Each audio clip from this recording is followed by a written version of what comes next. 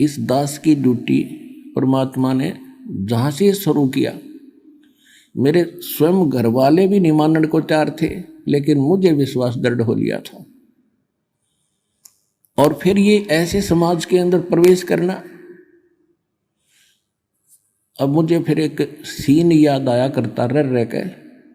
एक बार ये दास मेडिकल में गया था किसी रिश्तेदार को मिलने के लिए, इस ज्ञान प्राप्ति से पहले। तो वहाँ मेडिकल रोहतक के अंदर एक 13 नंबर वार्ड है, उसमें मेंटल वार्ड है। वो डॉक्टर उन मेंटल व्यक्तियों का इलाज कर रहे थे और वो उनको गाली दे रहा था, मैं तेरा जमाई हूँ। डॉक्टर कह रहा था हाँ जी ठीक है, हाँ जी ठीक है। उसका गिरेबान पकड़ लिया डॉक्टर का, दो तीनों ने छुड़वाया, बैठ जा। और फिर भी उनका ट्रीटमेंट कर रहे थे। और जब वो उन ट्रीटमेंट ठीक हो गया, वो स्वस्थ माइंड हो गया, फिर वही यूं कह रहे थे, डॉक्टर साहब नमस्ते। तो दास की ड्यूटी पागल वार्ड में ला रखी है।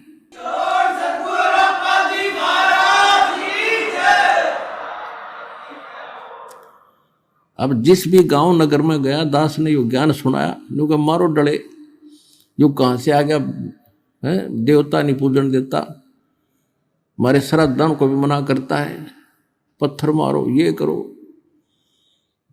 और अब जब उनको ज्ञान हुआ, जब तो मुझे गाली दे रहे थे और अब कहते हैं सत्साहिब गुरुजी, सत्साहिब गुरुजी, निहाल कर दिए, जीवन नाश हो गया था।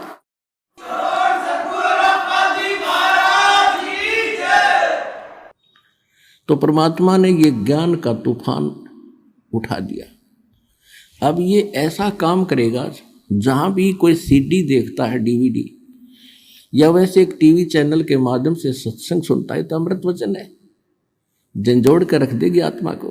कति ये एक सत्संग है, साध का सत्संग है, ये नकलियों का नहीं है। और या कोई पुस्तक पढ़ते हैं, जब पुस्तक पढ़ेगी आत्मा, मन चाहे कितनी बकवाद करो, आत्मा हृदय से मानेगी कि ज्ञान ये है, और अवश्य कहेगी कबीर भगवान है। और चाहे वो कहीं फंसा पड़ा, किसी भी ग्रुप में, किसी संत के पास, या किसी पंथ में, या किसी धर्म मजहब में, जब आत्मा सच्चे दिल से मालिक ने अवश्य पुकारेगी, जब इस ज्ञान को सुनेगी कि हे परमात्मा, हे कबीर जी, दया करिए अपने आत्मा पे। यानी वो निकल नहीं सकता वहां से, लेकिन फिर पुकार दिया हृदय से, तो उसी दिन परमात्मा ने कह दिया यो मेरा हो लिया।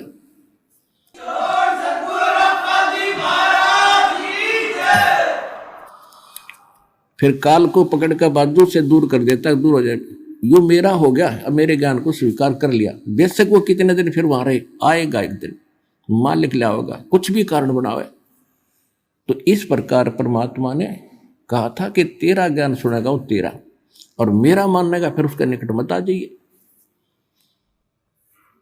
तो इस प्रकार ये परमात्मा का ज्ञान पूरे विश्व में फैलेगा।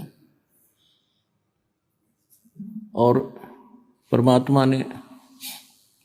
परमात्मा कबीर परमेश्वर जी वैसे तो प्रत्येक युग में आते रहे, कुछ एक भक्तों को अपने लाइन में लगाते रहे, जिस कारण से परमात्मा की महिमा आज तक बनी रही।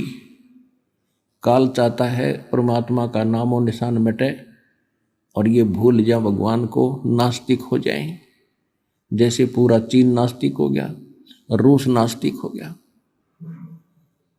और अब नंबर था हिंदुस्तान का ये नकली संत पंथ बना रखे, लाभ किसी को हो नहीं रहा, सब विकारों से ग्रस्त हैं, सब वही क्रियाएं करते हैं जो जन साधारण करता है। भगत विद्यार्थी होकर और स्कूल को छोड़कर बाहर खेलता फिरता है तो कैसा पास होगा। तो संसार की जो क्रियाएं हैं और भगत की क्रियाओं में दिन रात का अंतर होता है। तो जितने भी आप संत पंथ अन्य देखते हो, वो संसार के आम क्रियाओं से भी निम्न स्तर के कर्म कर रहे हैं। बीड़ी वो पीवें, डीजे वो बजवाएं, सारे काम वह करें और फिर नो का हम राधा स्वामी है। राधा स्वामी हो आप, भगत नहीं हो। राधा स्वामी कौन था? शिवदयाल। और शिवदयाल क्या बना? भूत। तो वहां ज्ञान है ही नहीं, उनका कोई गुरु नहीं था शिवदयाल जी का। इसका मतलब है कि उसका कनेक्शन नहीं था फिर समर्पण से, क्योंकि गुरु नहीं उनका। गुरु परंपरा को बनाए रखने के लिए स्वयं परमात्मा को भी आना पड़ता है। जैसे गरीबदास जी को मिले, उसका कनेक्शन बन गया, स्वयं संत रूप में आके उनको शिक्षा देगी और परंपरा चला दी। और उसी परंपरा से दास के पास वो पावर आ रही है, यह जुड़ी हुई उस परमात्मा की दी हुई।